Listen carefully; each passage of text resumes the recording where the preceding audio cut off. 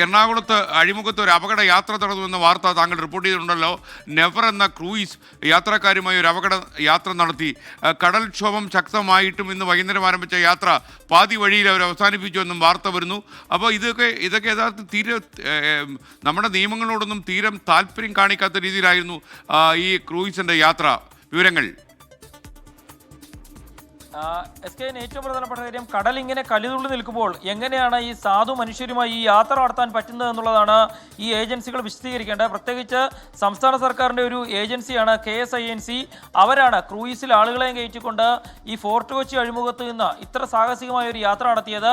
ഇന്ന് വൈകിട്ട് പോയ യാത്രയിലാണ് കടൽ പ്രക്ഷുബ്ധമായതോടുകൂടി നിറച്ചും ആളുകളുള്ള ക്രൂയിസിന് മുന്നോട്ട് പോകാൻ കഴിയാതെ കടലിൽ നിർത്തിയിടേണ്ട സാഹചര്യം പോലും ഉണ്ടായത്. പിന്നീട് വളരെ ശ്രമപ്പെട്ടാണ് ഈ ക്രൂയിസ് തിരികെ കരയിലെത്തിക്കുകയും അല്പസമയം മുമ്പ് അതിൽ പോയ സഞ്ചാരികൾ മറൈൻ ഡ്രൈവിൽ ഇറങ്ങുകയും ചെയ്തിരിക്കുന്നത്. നെഫർ എന്ന ക്രൂയിസിലാണ് ഈ യാത്ര നടത്തിയത്. ഈ യാത്രയിൽ ഈ ക്രൂയിസ് ആടി ഉലയുന്നത് കണ്ട് പുറത്തുനിന്ന് മറൈൻ ഡ്രൈവിൽ നിന്ന് പോലും ആളുകൾ പോലീസിൽ അറിയിക്കുകയും ആളുകൾ പരിഭ്രാന്തരാകുകയും ഒക്കെ ചെയ്തിരുന്നു. ഏതായാലും വിനോദസഞ്ചാരികളടക്കം ഇപ്പോൾ സുരക്ഷിതരാണ്. തങ്ങൾക്ക് കടലിൽ പോകരുത് എന്ന നിർദ്ദേശം കിട്ടിയില്ല എന്നുള്ളതാണ് KSINCയുടെ ഒരു വിശദീകരണമായി വന്നിരിക്കുന്നത്. പക്ഷേ കടൽ ഇത്രയും അശാന്തമാകുമ്പോൾ എങ്ങനെയാണ് ഈ യാത്രയ്ക്ക് പുറപ്പെട്ടത് എന്നുള്ള ഒരു വിശദീകരണം കൂടി അവർ നൽകേണ്ടതുണ്ട്. ഏതായാലും ഇപ്പോൾ ഇതിൽ പോയ വിനോദസഞ്ചാരികളടക്കം വലിയ പ്രതിഷേധമാണ് ഉണ്ടാക്കിയിരിക്കുന്നത്.